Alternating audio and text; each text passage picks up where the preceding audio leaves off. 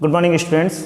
आज हम कक्षा 10वीं विषय गणित का एक नया अध्याय त्रिकोणमिति के कुछ अनुप्रयोग अध्ययनों प्रारंभ करने जा रहे हैं। इस अध्याय को करना और पूरे जितनी भी गणित है आपकी उसमें सबसे सरल अध्याय यही है, त्रिकोणमिति के कुछ अनुप्रयोग। अनुप्रयोग का मतलब होता है हमने इसके कहाँ उपयोग किए हैं। हमने इसके पहले वाले जब देखा था चैप्टर नंबर 8 में हमने देखा था कि कुछ त्रिकोणमिति अनुपात हमने देखे थे, जैसे साइन, कॉस, टेन, कॉस, सेक, कोसेक।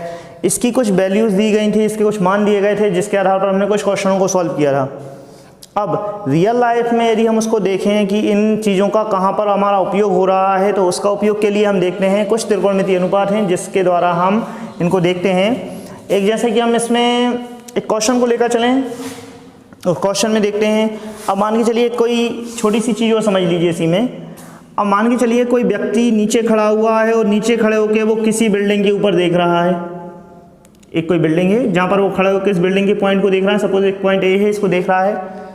तो नीचे से खड़े होकर जब ऊपर देखेगा तो इसका जो कोण बनेगा यहाँ पर, यह कहलाता है आपका उन्नयन कोण। नीचे से ऊपर देखने पर। अब यही कंडीशन यदि हम उल्टा कर दें, कोई व्यक्ति ऊपर खड़े होकर नीचे देख रहा है, तो यहाँ से यदि हम एक देखते हैं, यहाँ भी एक कोण बनता है जिसको हम बोलते हैं अवनमन कोण। इन दो कोणों को लेकर हम क्वेश्चनों को हल करेंगे। इन्हीं कोणों की मदद से कई जो ऊंचाई और दूरी के जो संबंध होते हैं उनको हल किया जाता है। करना चालू करते हैं हम इसमें। प्रश्नावली 9.1।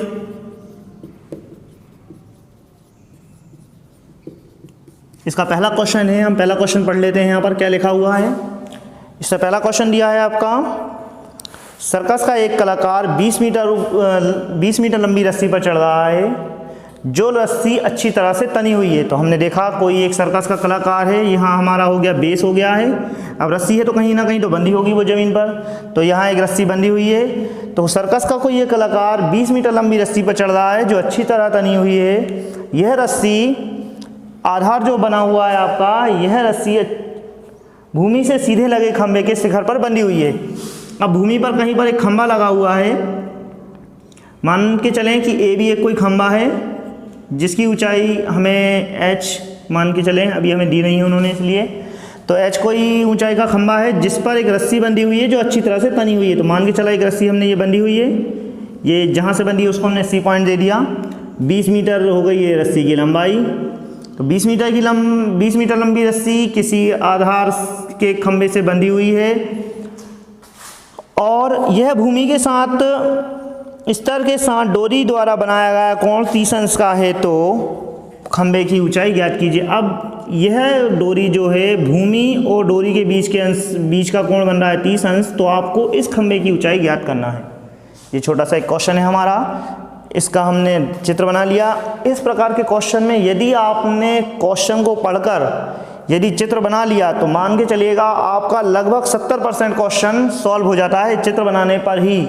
बाकी क्वेश्चन हम मैथमेटिकल सोल्यूशन करेंगे, उसको मैथमेटिकल से करें। तो हम इसका देखते हैं, क्वेश्चन को हल करते हैं। सीधा क्या दिया है हमें, तो हम सबसे पहले लिखते हैं हल। जो दिया है वो लिखते जाते हैं। दिया है डोरी की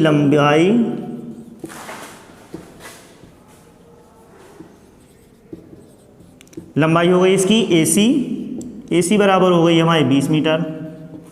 दूसरा दिया है हमको कोण दिया है यहाँ पर, क्योंकि नीचे से ऊपर की बात हो रही है तो ये हो गया हमारा उन्नयन कोण थीटा बराबर हो गया है 30 अंश। अब आगे और चलते हैं। ज्ञात क्या करना है हमको, खंभे की ऊंचाई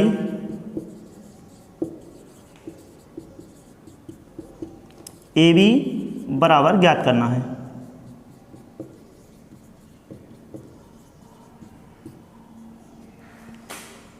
ये हो गया हमारे क्वेश्चन में क्या क्या चीज़ें हमको दी गई हैं और क्या क्या हमको ज्ञात करना है, ये हमने लिख लिया है। आगे चलना चालू करते हैं। अब देखिए, इस क्वेश्चन को समझने के लिए हम किसके द्वारा सॉल्व करें। मतलब हमारे त्रिकोणमितीय अनुपात में हमने देखा था साइन, कॉस, टेन, कॉस, सेक, कोसेक, ये सभी थे।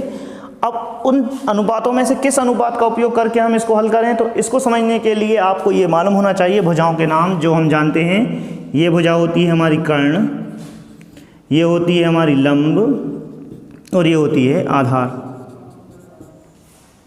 अब आप लोगों को दी गई है कर्ण का मान दिया गया है, मतलब डोरी की लंबाई दी गई है, और खंभे की ऊंचाई मतलब लंब के बारे में आपसे पूछा जा रहा है। तो हमने देखा कर्ण और लंब के बीच में संबंध बताने वाले कौन से हैं अनुपात हैं, तो हमने देखा दो अनुपात होते हैं। पहला अनुपात था साइन थीटा बराबर आपने देखा था लंब बटे आधार होता है। दूसरा होता है कॉसेक थीटा बराबर होता है लंब बटे कर्ण होता है साइन थीटा बराबर, और कॉसेक थीटा बराबर होता है कर्ण बटे लंब। इन दोनों में से आप जिसका भी उपयोग करें उससे आपका आंसर आ जाएगा। तो हम ले लेते हैं साइन थीटा। चूँकि हम समकोण त्रिभुज ABC के लिए ले रहे हैं तो हम यहाँ पर लिखेंगे समकोण त्रिभुज ABC में। अब चूँकि हमें कर्ण का मान दिया है, लंब का मान ज्ञात करना है, इसलिए हम यूज़ कर रहे हैं साइन थीटा का। तो साइन थीटा बराबर हो गया है लंब बटे कर्ण। तो लंब यानी हो गया है हमारा AB और कर्ण हो गया हमारा AC। मान दिया हुआ है। AB का मान हम देखें तो AB बराबर हमको ज्ञात करना है, तो वो वही का वही है साइन थीटा। मान रख देते हैं साइन थीटा का मान आपके पास 30 अंश है, तो हमने यहाँ रख दिया साइन 30 बराबर AB मतलब हमें ज्ञात करना है, तो AB की जगह हम AB ले लेते हैं। और हमने यहाँ पर H माना था इसको, AB को, ये देखिए H माना है, तो हम यहाँ पर AB की जगह लिख देते हैं H। कर्ण का मान हमें दिया है 20। साइन 30 का मान क्या होता है, तो हमने अनुपातों के बारे में बात जब की थी, तो साइन 30 बराबर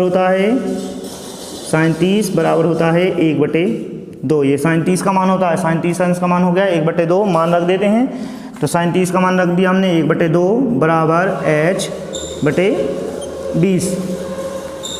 H का मान चाहिए, H को खाली करें यहाँ से, तो यहाँ से 20 को हटाएंगे तो 20 ऊपर चला गया, तो हो जाएगा 20/2 बराबर H। काट देंगे, 2 एकम 2 और 2 धाम 20, तो यहाँ से आ गया है H बराबर 10 मीटर। तो यहाँ लिखा अतः खंभे की ऊंचाई 10 मीटर है। तो आपका वो आंसर आ चुका था। अपन ने देखा था कि जो खंभे की जो ऊंचाई निकली थी आपकी 10 मीटर निकली थी। अब उसी के साथ हम एक और क्वेश्चन देखते हैं, क्वेश्चन नंबर 4 देख लेते हैं इसका। इसके आगे करने वाले क्वेश्चन दूसरा, तीसरा, चौथा लगभग इसी के जैसे क्वेश्चन है। क्वेश्चन नंबर 4 हम देख लेते हैं। क्वेश्चन नंबर 4 में क्या करना है हमें, तो क्वेश्चन नंबर 4 पहले मैं आपको बता देता हूँ पढ़कर कि क्वेश्चन नंबर 4 क्या है और उसमें क्या करना है अपने को। क्वेश्चन नंबर 4 हम देख रहे हैं 4 वाला। तो भूमि के एक बिंदु से जो मीनार के पद बिंदु से 30 मीटर की दूरी पर है। तो देखिए भूमि के एक बिंदु से, तो हमने देखा ये हमारा भूमि हो गया, और भूमि पर कोई एक बिंदु हो गया हमारा ये है, और दूसरा बिंदु हो गया ये वाला कोई। तो उन्होंने बोला भूमि के एक बिंदु से जो मीनार के पद बिंदु से 30 मीटर की दूरी पर है। कोई एक मीनार है हमारी, ये मीनार हो गई है, हमने मीनार को नाम दे देते हैं AB एक मीनार हो गई है। मीनार के पद बिंदु मतलब ये मीनार जहाँ से बनी हुई है वहाँ से एक कोई 30 मीटर की दूरी पर कोई एक बिंदु है जिसको हमने नाम दे दिया C। मीनार के शिखर के उन्नयन कोण 30 अंश है, तो मीनार की ऊंचाई ज्ञात कीजिए। अब देखिए मीनार है, मीनार से खड़े होकर यहाँ से एक पॉइंट से यदि देखा जाए इसके शिखर को, और इन दोनों के बीच में बन रहा है कितने अंश का कोण, 30 अंश का कोण बन रहा है।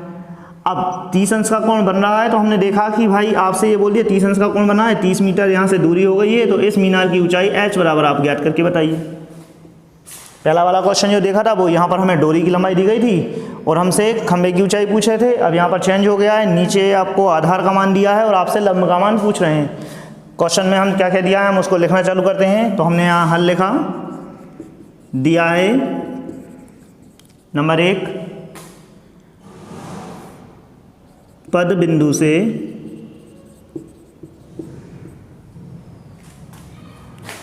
मीनार से बिंदु की दूरी BC बराबर हो गई अपनी 30 मीटर।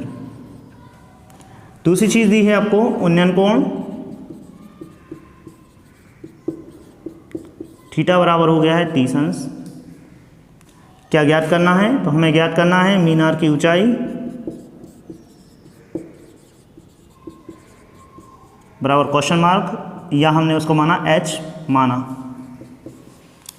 मीनार की ऊंचाई हमें ज्ञात करना है और उसको हमने h मान लिया है। सॉल्व करते हैं, क्योंकि हम समकोण त्रिभुज की बात कर रहे हैं। समकोण त्रिभुज 90 अंश वाला है, तो समकोण त्रिभुज ABC में हमने ले लिया है। समकोण त्रिभुज ABC में, अब ABC में हम देखते हैं हमसे क्या पूछा गया है और क्या दिया है। देखो उन्होंने आधार दिया है आपको और आपसे पूछ रहे हैं लंब का मान निकाल के दिखाओ, मतलब मीनार की ऊंचाई निकाल के दिखाओ। तो हमने देखा कि लंब और आधार, ये हो गया हमारा आधार, ये हो गया लंब, इन दोनों के बीच में जो संबंध बता रहा है वो क्या क्या है। तो हमने देखा tan थीटा बराबर होता है लंब बटे आधार, या हम बात करते हैं cot थीटा बराबर होता है आधार बटे लंब। इन दोनों में से जिस भी अनुपात का आप उपयोग करें उसके द्वारा आप इसको सॉल्व कर सकते हैं। तो हम यहाँ पर उपयोग करते हैं, सीधी सी बात है, tan का हम उपयोग कर ले रहे हैं, सीधा है। तो हमने लिखा tan थीटा बराबर लंब बटे आधार होता है, लंब का मान हमें, लंब को यदि हम माने तो हो गया है हमारा AB, बटे में चला जाएगा हमारा BC, मान जो दिए हैं हम रख देते हैं। थीटा का मान दिया है tan 30 अंश बराबर AB का मान हमारे देखते हैं, AB का मान नहीं दिया, हमने h माना था तो हमने h रख दिया। BC का मान दिया था हमें 30, तो हमने ये 30 रख दिया यहाँ पर। tan 30 का मान कितना होता है? तो tan 30 का मान निकाल लिया जाए तो tan 30 का मान होता है 1 बटे करनी 3 बराबर h का मान वही है ही नहीं, हम नहीं लिख रहे हैं, और ये 30 हो गया।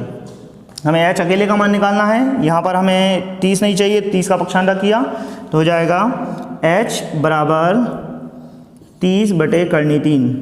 मैंने थोड़ा इसको साइड चेंज करके लिख दिया है आपको। अब ये कोई परफेक्ट आंसर नहीं है हमारा, यहाँ नीचे करनी 3 है, करनी 3 को हटाना है। तो हटाने के लिए हम वही एक प्रक्रिया जो अभी हमने 8.4 में की थी, हर का परिमेयकरण।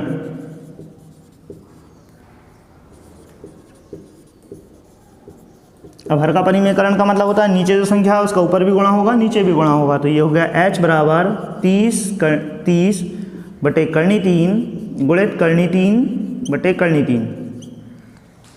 30 का गुणा हो जाएगा ऊपर का ऊपर गुणा, नीचे का नीचे गुणा, तो बराबर हो गया हमारा 30 करनी 3 बटे करनी 3 का करनी 3 में गुणा होगा। तो हम एक नियम जानते हैं कि भाई जब भी करनी वाली संख्याएं समान होती हैं और उनका आपस में गुणा होता है तो करनी हट जाती है। जैसे हम इसको देखें, करनी 3 2 बार है तो इसका वर्ग हो गया, ये कट गया तो आंसर आया 3। मतलब जो करनी के अंदर जो संख्या रहेगी उसको केवल हम एक बार लिखते हैं। तो हमने गुणा किया तो आया 3 से काट देते हैं, 3 एकम 3, ये 10। तो यहाँ पर आंसर आ गया हमारा h बराबर 10 करनी 3 मीटर। अतः मीनार